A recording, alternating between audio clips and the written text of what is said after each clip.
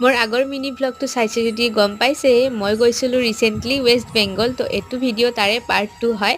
তো সিদিনা মই মানে ষ্টেচনত 3টা বজাত পাইছিলোঁ ৰাতিটো। আমাৰ ফেৰী ষ্টাৰ্ট হয় 6:30টাৰ পৰা, মানে আমি যোনটো ফেৰী ঘাটৰ পৰা যাম। তো সেইকাৰণে ষ্টেচনত অলপ সময় ৰেষ্ট লৈ তাৰপিছত আমি 6টা বজাত ষ্টেচনৰ পৰা ওলাই ফেৰী ঘাটলৈ আহি গংগা নদী পাৰ হৈ আমি আহি পালোঁ আমাৰ ডেষ্টিনেশ্যন মায়াপুৰ ধাম, যিটো নেকি ৱৰ্ল্ডৰ লাৰ্জেষ্ট ইস্কন টেম্পল হয়, কৃষ্ণ টেম্পল। বহুত বেছি ধুনীয়া আৰু ইমান বেছি ভাল লাগিছে ইয়ালৈ আহি। আপোনালোকে আহিব পাৰে, যিটো নেকি ৱেষ্ট বেংগলৰ নৱদ্বীপ ধামত হয়।